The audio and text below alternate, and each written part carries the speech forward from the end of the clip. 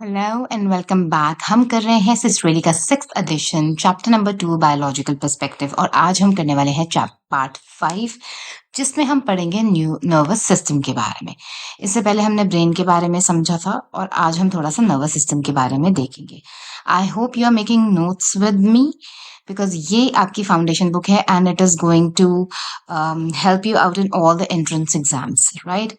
चलो चलते हैं आगे। हम पढ़ते हैं नर्वस सिस्टम के बारे में। नर्वस सिस्टम का एक ये बेसिक आउटलाइन स्ट्रक्चर है जो आपको पता ही है, और वैसे मैंने बुक जो है पीडीएफ फॉर्मेट में लिंक कर दी है डिस्क्रिप्शन बॉक्स में, आप वहां से डाउनलोड करके पढ़ सकते हैं। आपको पूरी पूरी बुक पढ़नी है तो आप पढ़िए, ज़रूर पढ़िए। और मैं यहाँ पे जो इम्पोर्टेंट चीज़ें हैं आपको हाईलाइट करके यहाँ पे मैं आपको नोट्स में दे रही हूँ और बता रही हूँ। ठीक है, तो ये आपकी बुक से ही, मैंने सिस्ट्रेली की बुक से ही लिया है। ये नर्वस सिस्टम का बेसिक डायग्राम है जो आपको पता ही होगा कि नर्वस सिस्टम दो पार्ट्स में डिवाइडेड होता है, which is CNS, central nervous system, and then we have PNS, which is peripheral nervous system. Now central nervous system is further divided into brain and spinal cord, जिसके बारे में brain में से हम बात कर चुके थे, राइट? और आज हम स्पाइनल कॉर्ड को कवर करेंगे। Will talk about spinal cord today. Peripheral nervous system में भी फर्दर डिविजन्स होते हैं। ऑटोनॉमिक नर्वस सिस्टम होता है which is called as ANS, and then we have somatic nervous system. Now autonomic nervous system is further divided into parasympathetic and sympathetic, and somatic में afferent efferent होता है जिसको sensory या motor बोलते हैं। सो इन सब चीजों के बारे में, पैरासिम्पैथेटिक हो, सिंपैथेटिक, सेंसरी, इफरेंट, एफरेंट, सब के बारे में आज हम थोड़ा थोड़ा बात करने वाले हैं। So we are going to cover about nervous system, क्योंकि ब्रेन के बारे में इससे प्रीवियस वीडियो में हम बात कर चुके हैं। Let's start with the spinal cord. ठीक है जी, चलिए तो स्पाइनल कॉर्ड के बारे में बात करते हैं। स्पाइनल कॉर्ड अगर मैं आपको दिखा दूं, मैं पहले आपको दिखा देती हूँ, एक मिनट। ओके, सो ये देखिए। अब नॉर्मली जब हम स्पाइनल कॉर्ड की बात करते हैं तो हमको लगता है कि ये जो बोन स्ट्रक्चर है हम इसके बारे में बात कर रहे हैं, but that's not how it is, that's not true. ये जो बोन स्ट्रक्चर है ये वर्टिब्रेट्स है, ये वर्टिब्रल बॉडी है बेसिकली।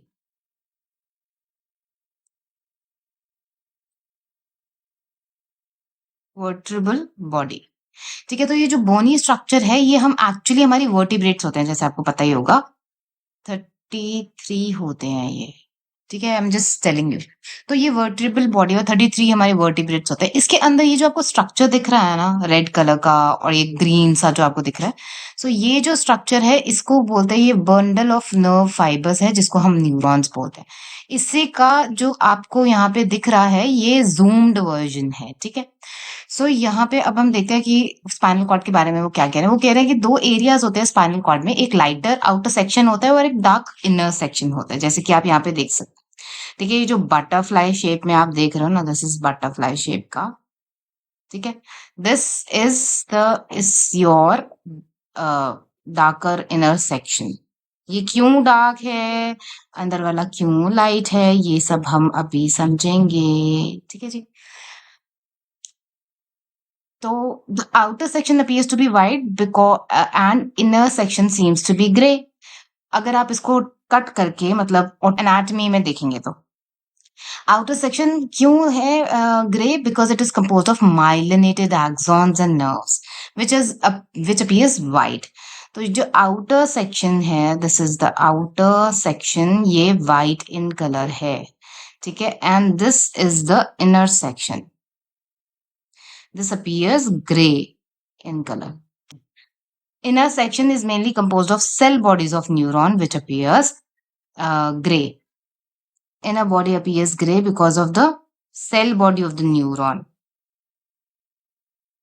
Neuron cell body. ठीक है।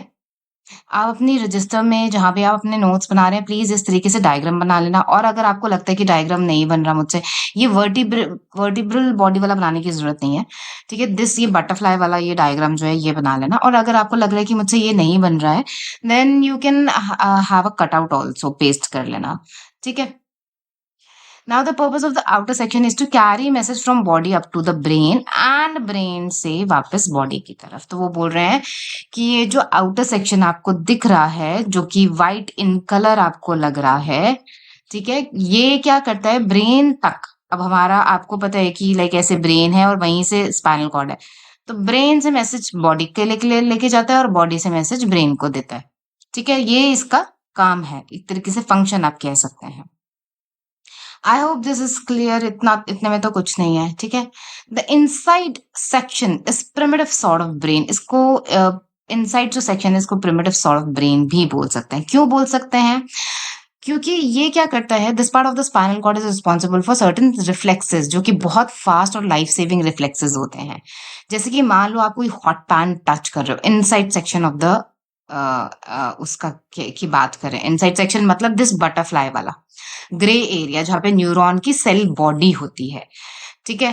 तो ये क्यों इसको प्रिमिटिव सॉर्ट ऑफ ब्रेन क्यों बोल रहे हैं? क्योंकि ऐसा होता है कि जब मान लो आपने किसी हॉट चीज को टच करा और इतना टाइम नहीं है आपकी बॉडी के पास कि वो ब्रेन तक मैसेज लेके जाए, ऑल्दो सारे काम बहुत फटाफट होते हैं, लेकिन फिर भी वो उसको लगता है कि क्यों टाइम वेस्ट करना, ना ब्रेन से पूछ के कि हाथ पीछे हटाना है कि नहीं हटाना, प्लीज हमें कमांड दो। ऐसे नहीं होता। ठीक है? तो वो क्या करते हैं कि ये जो यहाँ पे न्यूरॉन्स होते हैं इनर सेक्शन में, ग्रे वाले उसमें जहाँ पे न्यूरॉन सेल बॉडी होती है, वो अपने मतलब फटाफट वो ही कमांड भेज देते हैं कि हाथ पीछे हटा लो नहीं तो जल जाए। ठीक है? हमारे 3 तरीके के न्यूरॉन्स होते हैं। ये सब अभी प्रोसेस अभी डायग्रामेटिकली मैं आपको दिखाऊँगी। पहले आप थ्योरी से थोड़ा-सा समझ लो। एफरेंट न्यूरॉन क्या होता है? सेंसरी न्यूरॉन होते हैं। एफरेंट न्यूरॉन सेंसरी होते हैं, इफरेंट मोटर होते हैं। इसमें बहुत बच्चों को कन्फ्यूजन हो जाता है। तो ये हम याद कैसे रखेंगे? ये हम याद रखेंगे, ए कम्स अल्फाबेट में सबसे पहले। तो सबसे पहले तो आप कोई भी इन्फॉर्मेशन अपनी सेंसेस से रिसीव करोगे ना, right? So this is sensory neuron. Afferent मतलब सेंसरी, ए कम सबसे पहले, तो मतलब सबसे पहले हम अपनी सेंसेस से रिसीव करें information. Then E stands for exit, ऐसे कर लो आप। ठीक है? मतलब मोटर न्यूरॉन्स, फाइनल जहाँ पे हम अपना हाथ पीछे कर रहे हैं, that is the end result कह लो या एग्जिट कह लो। एफरेंट जो है मोटर न्यूरॉन्स होते हैं। ऐसे आप सेंसरी और मोटर, एफरेंट और इफरेंट याद कर सकते हो। नाउ एफरेंट न्यूरॉन्स जो होते हैं, they carry messages from senses to spinal cord. ठीक है? तो जो स्पाइनल कॉर्ड है वो आपके यहाँ पे 5 सेंसेस से जो है मैसेज स्पाइनल कॉर्ड तक लेके जाते हैं। Whereas जो efferent होते हैं, they carry message from your spinal cord to your muscles, your glands. Interneurons क्या होते हैं? इंटरन्यूरॉन्स वो होते हैं जो कनेक्ट करते हैं। ठीक है? किसको? एफरेंट न्यूरॉन्स को और इफरेंट न्यूरॉन्स का कनेक्शन बनाते हैं ये इंटरन्यूरॉन्स। ठीक है? And make up the inside of the spinal cord, ये जो वाइट एरिया की जो हम बात कर रहे हैं, जहाँ पे न्यूरॉन सेल बॉडी होती है, जिसकी वजह से वो ग्रे दिखता है, नॉट वाइट एरिया। ठीक है? बटरफ्लाई जैसा। तो वो, अब इसको डायग्रामेटिक रिप्रेजेंटेशन देखो एक बारी। ये है आपका एफरेंट इनपुट, मतलब यहाँ पे आपकी कुछ सेंसेस से आपने कुछ टच कर लिया। ठीक है? हॉट पैन आपने टच कर लिया यहाँ पे, और उसको टच करने से फिर यहाँ पर आपका जो है यहाँ पर आया, और स्पाइनल कॉर्ड का ये जो बटरफ्लाई एरिया इनसाइड आपको दिख रहा है जहाँ पे न्यूरॉन्स की सेल बॉडी है, तो ये जो आपको न्यूरॉन्स दिख रहे हैं ना, it's kind of an interneuron, right? और ये मोटर न्यूरॉन है। मोटर न्यूरॉन से एकदम से मैसेज गया, अरे हाथ पीछे हटाओ, तो यहाँ से आपके मसल को मैसेज गया और आपने हाथ पीछे हटा लिया। तो यहाँ पे इसमें ब्रेन का कोई काम नहीं है, मतलब ब्रेन तक कुछ नहीं गया। ब्रेन तक अगर जाएगा मैसेज तो बहुत टाइम वेस्ट हो जाएगा, उतने में तो शायद थोड़ा सा बर्न भी हो जाए। इनफैक्ट हम जितनी मर्जी हाथ पीछे से हटा ले, थोड़ा बहुत बर्न हमें फील होता ही है, और हम उसको ठंडे पानी में अपनी हाथ डालते हैं, उंगली डालते हैं, राइट? तो ये जो आप न्यूरॉन्स देख रहे हैं ब्लू कलर का और येलो कलर का, दिस इज इंटर न्यूरॉन। तो ये सेल के इनर, ये जो स्पाइनल कॉर्ड है इसके इनर, ये जो बटरफ्लाई वाला हिस्सा है इसके अंदर है। ठीक है? और बाहर वाला में माइलिनेटेड एक्सॉन्स होते हैं, इसलिए वो वाइट होता है। सो दिस इज हाउ आपका इसीलिए इसको प्रिमिटिव ब्रेन भी बोला गया है, राइट? क्योंकि it's acting like a brain, it is giving command कि अरे हाथ जल जाएगा, पीछे हटा लो। ठीक है? सो ये है स्पाइनल कॉर्ड का। Now there are some important terms that I would like you to know and remember, और ये टर्मिनोलॉजीज ऐसे ही आप अपने रजिस्टर में नोट डाउन कर लेना। न्यूरोप्लास्टिसिटी, न्यूरोप्लास्टिसिटी क्या होती है? ये हमारी ब्रेन की एबिलिटी होती है to constantly change both structures and functions of many cells in response to the experience of trauma. तो न्यूरोप्लास्टिसिटी की अगर बात करें तो हमारा न्यूरोप्लास्टिसिटी की वजह से ही बहुत सारी चीज़ें पॉसिबल हो पाती हैं। हमारे जो स्ट्रक्चरल चेंजेस होते हैं, फंक्शंस में जो चेंजेस होते हैं, ठीक है? जैसे जब हम कुछ बनाते हैं तो वो जब कुछ सीखते हैं, राइट? जब भी आप कोई लैंग्वेज न्यू सीख रहे हो या कोई एक्टिविटी न्यू सीख रहे हो, कुछ भी नया सीख रहे हो, तो न्यूरल कनेक्शंस बनते हैं। That is also because of neuroplasticity, ठीक है? इसमें आप लिखना चाहते हो तो आप लिख सकते हो, एक मिनट, कि neural connections,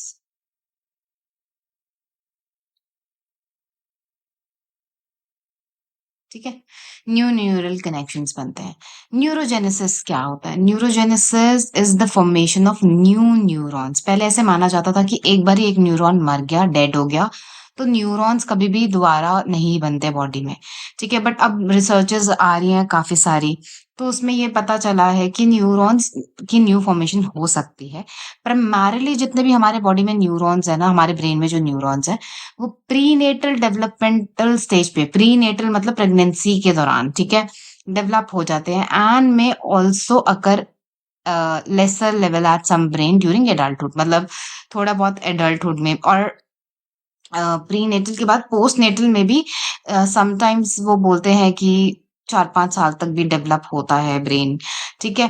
the greatest period neurogenesis का जो है, लेकिन वो प्रायर टू टू बर्थ होता है, ड्यूरिंग प्रीनेटल पीरियड जो ग्रेटेस्ट पीरियड है, ठीक है? वो वही होता है। सो एपिजेनेटिक्स की अगर बात करें, then it is the interaction between gene and environmental factor, epigenetics, ठीक है? यहाँ पे मतलब एक तरीके से अगर आपको याद रखना हो ना, तो नेचर वर्सेस नर्चर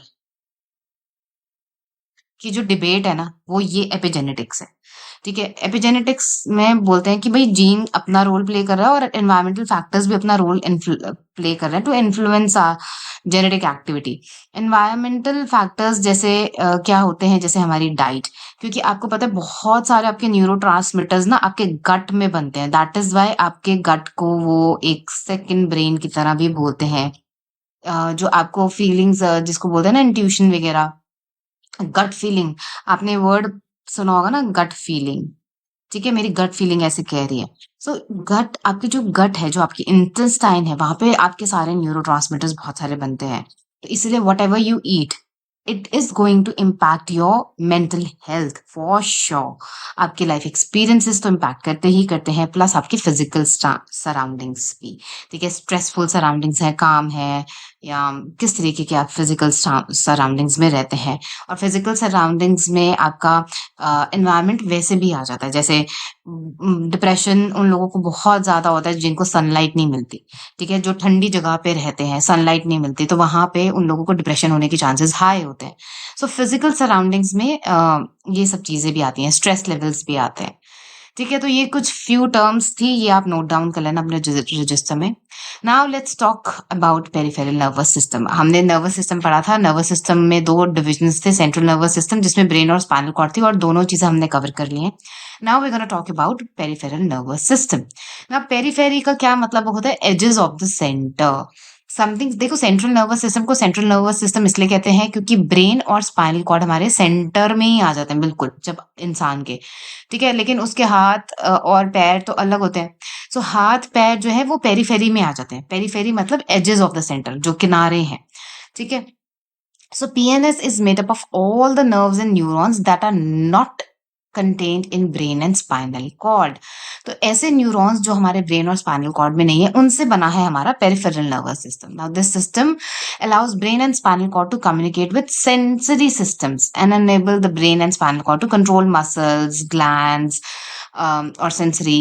तो बाकी सारी चीजें ये देखते हैं, ठीक है? डिवाइडेड, अब मैंने आपको बताया था कि पेरिफेरल नर्वस सिस्टम में दो डिविजन्स हैं। पहला है सोमैटिक नर्वस सिस्टम एंड दूसरा है ऑटोमेटिक नर्वस सिस्टम। सोमैटिक में क्या होता है? It which contains nerves that control voluntarily muscles of body। Somatic system में क्या होता है? वॉलेंटरी कंट्रोल होता है बॉडी पे। और ऑटोनॉमिक में क्या होता है? आप ऑटोनॉमिक को ऑटोमैटिक से भी याद रख सकते हो। ऑटोनॉमिक मतलब ऑटोमैटिक नर्वस सिस्टम, समथिंग जो आपके कंट्रोल में नहीं है, जैसे हार्ट बीट या सांस लेना, ये आपके कंट्रोल में नहीं है। ऑटोमेटिकली आपका हार्ट कि भाई अभी मेरा बीट कर रहा है, डाइजेशन अपने आप हो रहा है, सलाइवरी ग्लैंड्स में सलाइवा अपने आप आ रहा है। तो देयर आर सर्टेन थिंग्स हमारी बॉडी की एक्टिविटीज जो हमारे कंट्रोल में नहीं है। वो कौन देखता है? ऑटोनॉमिक। ऑटोनॉमिक मतलब ऑटोमेटिक से याद कर लो। And then we have somatic nervous system. Somatic मतलब वॉलेंट्री। मुझे उठ के चल के कहीं जाना है तो ये मेरी मर्जी है ना कि मैं जाऊं कि नहीं जाऊं। तो मेरे मसल्स, मेरी बॉडी सोमैटिक नर्वस सिस्टम पे फंक्शन कर रही है। ठीक है? अगर क्लास में मैडम आपको कुछ बोल रही है और आप एकदम से हाथ उठा रहे हो आंसर देने के लिए, तो वो सोमैटिक नर्वस सिस्टम उस समय एक्टिवेटेड है, because it is voluntary action. So anything which you do voluntary activity, वहां से याद कर लेना कि ये सोमैटिक नर्वस सिस्टम एक्टिवेटेड है। ठीक है जी, आगे चलते हैं। अब हम सोमैटिक नर्वस सिस्टम के बारे में अगर हम बात करें तो सेंसरी पैथवे होता है विच इन्वॉल्व्स नर्व्स कैरिंग, जो सेंसेस से हमने ये बात करी थी। ठीक है, सीएनएस से सेंट्रल नर्वस सिस्टम से आपके मोटर पाथवे में लेके जाते हैं। सो दो पाथवेज होते हैं, sensory and motor pathway. Sensory pathway क्या होता है? जो message, nerve impulse message carry करते हैं आपकी nerves from CNS, from senses to CNS.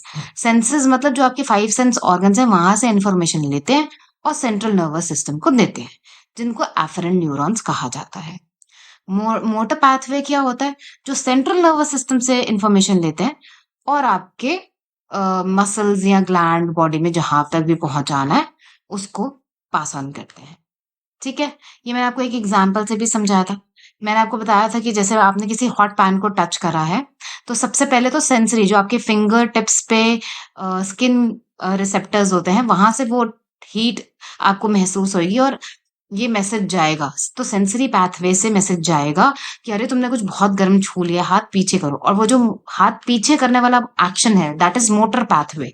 ठीक है, सीएनएस फटाफट उसको एफरेंट, ये जो इंटर न्यूरॉन है उसको मैसेज देगा, अरे हाथ पीछे करो नहीं तो जल जाए। यहाँ पे ब्रेन का रोल नहीं है, इट्स अ रीकैप। ठीक है, जो आपका अंदर वो बटरफ्लाई शेप का वो बना हुआ था ना स्पाइनल कॉर्ड के अंदर, इसको मिनी ब्रेन बोलते हैं। तो यहीं से इंफॉर्मेशन ब्रेन तक वो कहता है टाइम वेस्ट क्यों करे ब्रेन तक मैसेज पहुंचाने में, तब तक हाथ तो जल जाएगा। तो आपकी स्पाइनल कॉर्ड से ही इंटर न्यूरॉन्स मैसेज भेज देते हैं मसल, आपके मसल को कि हाथ पीछे करो भाई इसमें। तो इसलिए इसको मिनी ब्रेन भी कहते हैं। ठीक है, now voluntary muscles can move involuntary which is a reflex response. now एक वर्ड होता है रिफ्लेक्स आर्क या रिफ्लेक्स रिस्पॉन्स। रिफ्लेक्स आर्क या रिफ्लेक्स रिस्पॉन्स क्या होता है? जो इमीडिएट होता है आपकी बॉडी में। ठीक है, which happens immediately, like reflex arc is the connection afferent और inter neurons में। रिफ्लेक्स एक्शन बोलते हैं ना लाइफ सेविंग एक्शंस। ठीक है, जैसे अगर आपका हाथ जल गया तो फिर पूरा बॉडी जलने का वो है ना, हाथ पूरा जलने का, बर्न होने का। तो anything which is life saving action जब हम करते हैं, कोई चीज आपकी आंधी चल रही है, बाहर आप घूम रहे हो और एकदम से उड़ती उड़ती आ रही है, एकदम से आप अपने फेस के आगे हाथ रख लेते हो, what is that? reflex action. So anything like that is a which is a reflex which is life saving, that is reflex arc. ठीक है, उसके बाद हम बात करते हैं ऑटोनॉमिक नर्वस सिस्टम की ना। Autonomic nervous system controls your organs, glands and involuntary muscle. ANS को फर्दर डिवीजन होता है सिंपैथेटिक में और पैरासिम्पैथेटिक में। सिंपैथेटिक को हम फाइट और फ्लाइट सिस्टम भी बोलते हैं और पैरासिम्पैथेटिक को रेस्ट एंड डाइजेस्ट सिस्टम बोला जाता है। Now sympathetic division is primarily located in the middle of spinal column running from near the top and rib cage waist area तक। तो ये थोड़ा लोकेशन वाइज है। ठीक है, अब इनके कुछ काम होते हैं वो सिंपैथेटिक और पैरासिम्पैथेटिक के। ये एक चार्ट है। ठीक है, पेरिफेरल ऑटोनॉमिक नर्वस सिस्टम में सिंपैथेटिक और पैरासिम्पैथेटिक क्या करता है।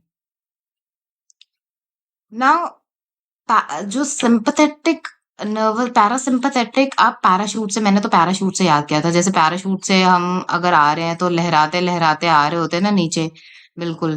तो पैरासिम्पैथेटिक आपकी बॉडी को रिलैक्स करने का काम करता है।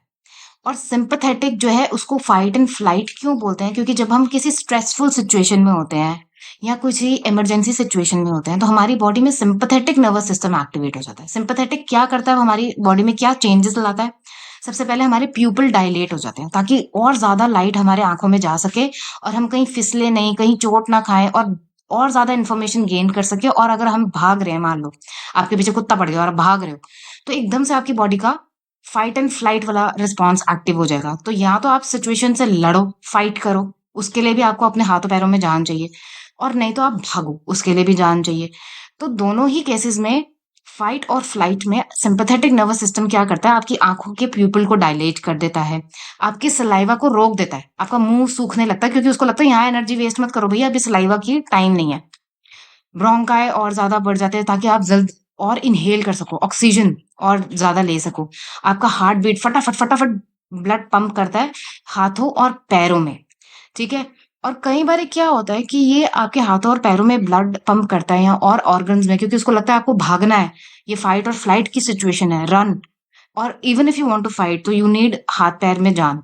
तो ये कई बारी क्या करता है, ब्लड भेजना सप्लाई बंद कर देता है ब्रेन में। That is why some people fight and flight की स्ट्रेसफुल सिचुएशन में फेंट हो जाते हैं, बेहोश हो जाते हैं। क्यों? क्योंकि एकदम से उनका ब्लड सप्लाई हाथ पैरों में चला जाता है और ब्रेन तक जाना बंद हो जाता है।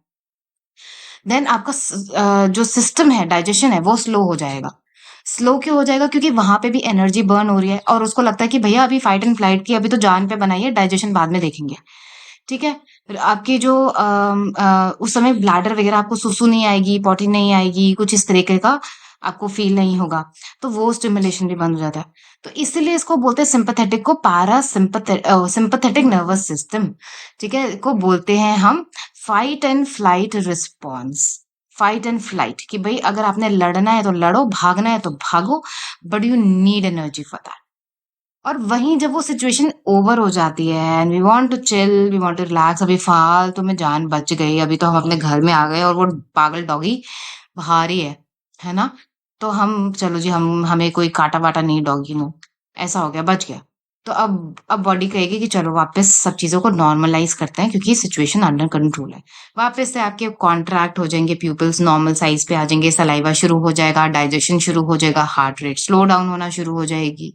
वापस से जो है वो आपका मसल का जो रिलैक्सेशन है वो शुरू हो जाएगा। तो ये सारे चेंजेस बॉडी में आ जाते हैं। आप अपनी जो रजिस्टर में जब नोट्स बनाओगे तो इस तरीके से पैरासिम्पैथेटिक सिंपैथेटिक का कॉलम बना के यू कैन राइट डाउन कि प्यूपिल डायलेट होता है, ये सब होता है। और इसको अगर आपने सेंटेंस फॉर्मेशन में लिखना है, मतलब सिसरेली में इन्हीं चीजों को, सेम डायग्राम को सेंटेंस फॉर्मेशन में लिखा हुआ है। So I have not done that, but if you want to write sentences full on कि ऐसे ऐसे ऐसे हो जाता है, तो आप यू कैन चेक योर सिसरेली, ठीक है, and you can do that. पर मुझे लगता है कि नोट्स का मतलब ही यही है कि बड़े-बड़े चिट्ठे नहीं लिखने की ज़रूरत है, ठीक है? तो ऐसा ही आप एक डायग्राम बना लेना जिसमें डिविज़न करके देख लेना parasympathetic and sympathetic. Now another topic is endocrine glands का टॉपिक है। ये भी छोटा-सा टॉपिक है, ये भी कवर कर लेते हैं तो फिर आपका ये चैप्टर ही पूरा खत्म हो जाएगा, ठीक है? तो just be with me and if you want to pause and sip water और something you can do that. थोड़ा पॉज़ कर लो, ब्रेक ले लो एंड देन ये एंडोक्राइन ग्लैंड्स भी करके चैप्टर खत्म। सो एंडोक्राइन ग्लैंड्स की अगर हम बात करें तो सबसे पहले ग्लैंड्स होते क्या है? What is gland? ग्लैंड्स ऐसे ऑर्गन्स होते हैं बॉडी में दैट सिक्रीज केमिकल्स, और ये जो केमिकल्स सिक्रीट को करते हैं इन्हीं को हार्मोन्स बोलते हैं। नाउ ग्लैंड्स सच एज, जैसे हमारे पास सलाइवी ग्लैंड्स है जो सलाइवा बनाते हैं, स्वेट ग्लैंड्स है जो स्वेट बनाते हैं, टीयर ग्लैंड्स है जो टीयर बनाते हैं, सिक्रीट करते हैं, ठीक है। Now they secrete chemicals directly into the body tissue और through a tiny tube. Now glands में भी दो तरीके के ग्लैंड्स होते हैं, एक तो होते हैं डक्टलेस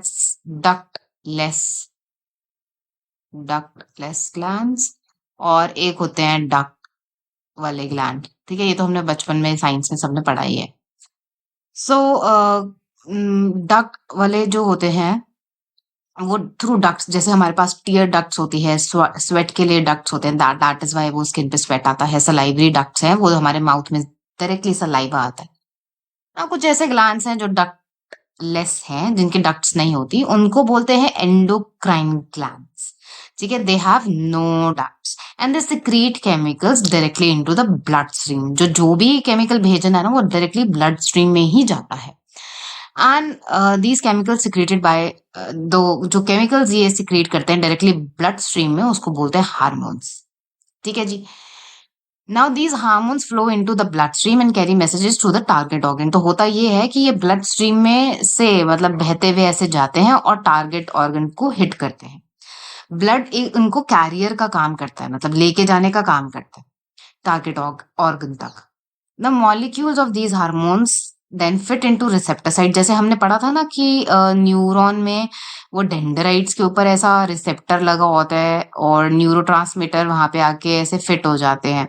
ठीक है, सिमिलरली कुछ ऐसा सही होता है कि मॉलिक्यूल्स होते हैं ये हार्मोन्स में और ये फिट हो जाता है रिसेप्टर साइट पे, और फिर उन ऑर्गन को जो भी उनका फंक्शन होता है, जो जैसे भी उनको बिहेवियर को इम्पैक्ट करना होता है, जो भी होता है, वो आगे उनको फंक्शन के लिए मोटिवेट करता है ना।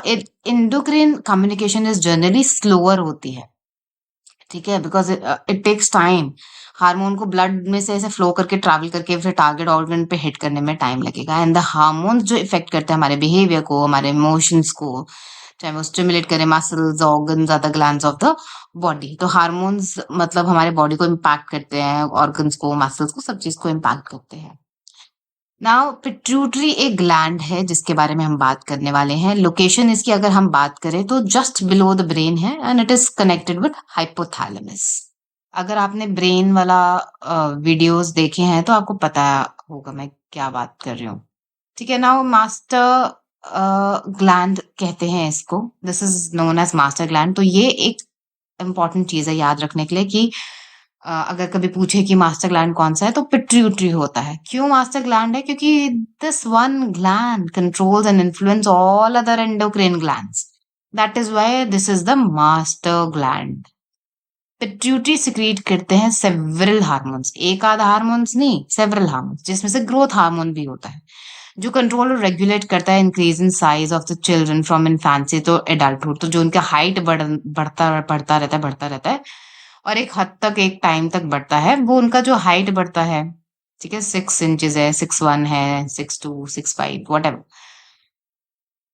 तो वो इसीलिए होता है, ठीक है, कि वो हार्मोन एक्टिव है और वो सिक्रीट कर रहा है, वो हार्मोन, वो ज्यादा हार्मोन सिक्रीट कर रहा है। There are also hormones that stimulate gonads. Gonads क्या होते हैं? Ovaries in female and testis in male. They are sex hormones जो कि आपकी इन्फ्लुएंस करते हैं development and functioning of reproductive organs, you know. So you, as a female, you get your first menses and development of secondary sexual characteristics like pubic hairs. ये सब तो basic science है जो हमने पढ़ी है। ठीक है, and puberty and reproductive behaviour in general. ठीक है, अब बात करते हैं अदर कुछ और एंडोक्राइन ग्लैंड्स के बारे में। एक होता है पीनियल ग्लैंड ना। पीनियल ग्लैंड और पिट्यूटरी को पीपी से शुरू होते हैं, तो मिक्स मत कर देना। ठीक है, पिट्यूटरी आपका मास्टर ग्लैंड है, उसके बाद आता है पीनियल। ये तो मटर के दाने जितना होता है, ऐसे चुन्नड़ू सा, एकदम छोटू सा होता है। In the brain towards rear and above brain stem it secretes hormone called melatonin which helps track day का लेंथ एंड सीजन। तो जो हमारा स्लीप साइकिल है, नाइट और स्लीप और वेक साइकिल है कि अभी रात होगी सो जाना चाहिए, अभी दिन हो गया उठ जाना चाहिए, वो सब कहीं ना कहीं उसमें पीनियल ग्लैंड का रोल, कहीं ना कहीं क्या होता ही है उसमें, पीनियल ग्लैंड का रोल इन ह्यूमंस। ठीक है, थायराइड ग्लैंड ये आपकी नेक में होता है। आपने सुना होगा कि लोगों को कि मेरे को थायराइड हो गया है, हाइपोथायराइड है, कि थायराइडिज्म, लोगों को थायराइड हो जाता है तो तभी भी वेट लॉस मुश्किल हो जाता है। दैट इज वाई अगर आपका किसी का वेट बड़ा होता है तो सबसे पहले किसी डॉक्टर के पास जाओ ओबेसिटी के लिए या कि वेट वेट उसके लिए, तो सबसे पहले बोलता है कि थायराइड टेस्ट कराओ। ठीक है, अगर थायराइड बढ़ा हुआ है तो तो थायराइड की दवाई दी जाती है। ठीक है, तो secretes hormone that regulates growth and metabolism. Now one of these hormone called thyroxine, और थायरॉक्सिन ही मेडिसिन आती है। थायरॉक्सिन ही एक मेडिसिन आती है जिसमें जो थायराइड जिनको होता है उनको दी जाती है, इसी नाम से आती है मेडिसिन भी। One of these hormone is called thyroxine जो रेगुलेट करता है आपका मेटाबॉलिज्म, हाउ फास्ट। और मेटाबॉलिज्म क्या होता है कि कितनी जल्दी आपकी बॉडी जो है बर्न करेगी। जितना अच्छा मेटाबॉलिज्म रेट होगा, जितना उतना ही जल्दी आप फैट लॉस कर पाओगे। और अगर किसी का मेटाबॉलिज्म स्लो है तो उनको वेट लॉस में, फैट लॉस में बहुत दिक्कत आता है। ठीक है, as related to growth the thyroid plays a crucial role in body and brain development. ठीक है जी।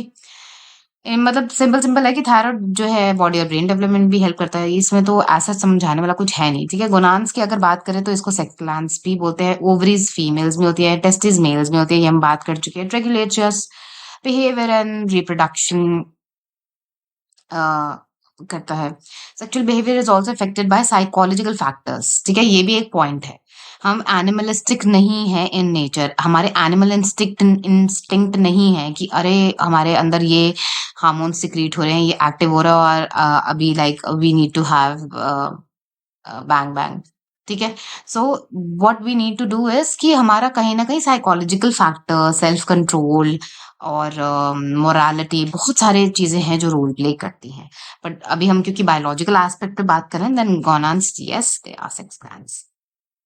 चलिए, एड्रिनल ग्लैंड्स, ओहो ये तो स्ट्रेस में बहुत ही काम आते हैं। एड्रिनल ग्लैंड्स क्या होते हैं, देखो, जो एड वर्ड है ना आपका, ad is from Latin and इसका मतलब होता है टू, और रिनल, क्योंकि इसको दो पार्ट्स में डिवाइड कर दो, एड रिनल, एड्रिनल ग्लैंड्स। तो ये जो रिनल है, again it is coming from Latin word जिसका मतलब होता है किडनी। तो ऐसे ग्लैंड्स जो ये सॉरी, ये किडनी लग तो नहीं रही, पर जो ऐसा किडनी, ये वाली तो लग रही है, ठीक है, जो किडनी के ऊपर ना कुछ ऐसे टोपी टाइप होते हैं, ऐसे जैसे किसी ने किडनी को टोपी पहना दी, ऐसे। तो ये उनको बोलते हैं adrenal glands. Let me show you. We have two adrenal glands, one one देखो, दो होते हैं, दो किडनी होती हैं। अगर आपने आईफोन के लिए अपनी एक किडनी नहीं बेची तो आपके पास दो किडनी होगी, ठीक है। और दोनों किडनी पे ऐसे करके एक टोपी बना के, मतलब adrenal glands होंगे।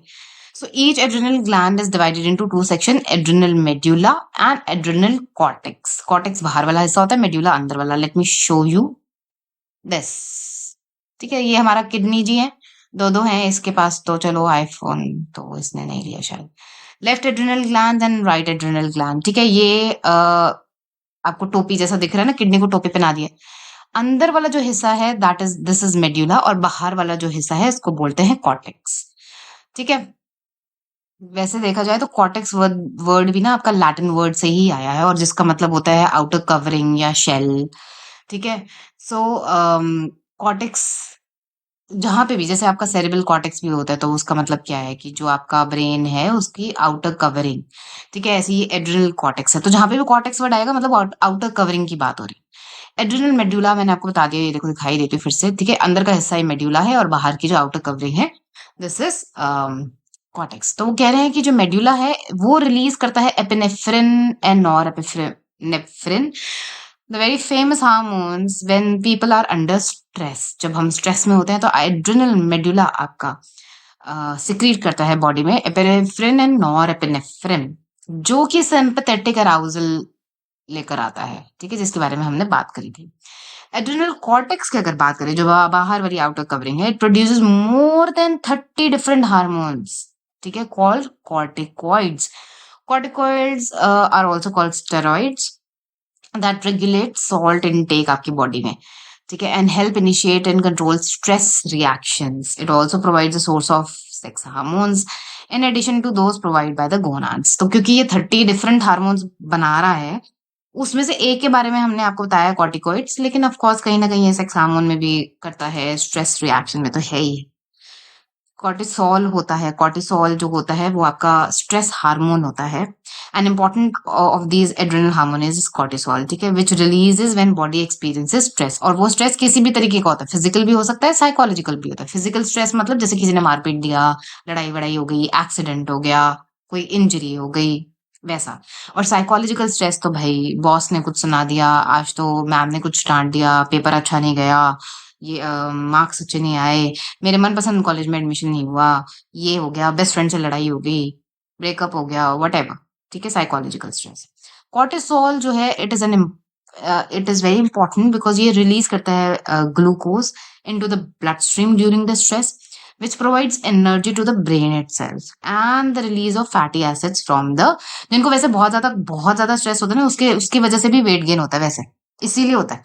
ये बहुत सरप्राइजिंग बात है ना, ऐसे हमें लगता है कि वेट गेन क्यों हो रहा है, वेट लूज होना चाहिए, मेरे को तो एकदम सूख के कांटा हो जाना चाहिए, मेरे को इतना स्ट्रेस है, पर ऐसे भी होता है।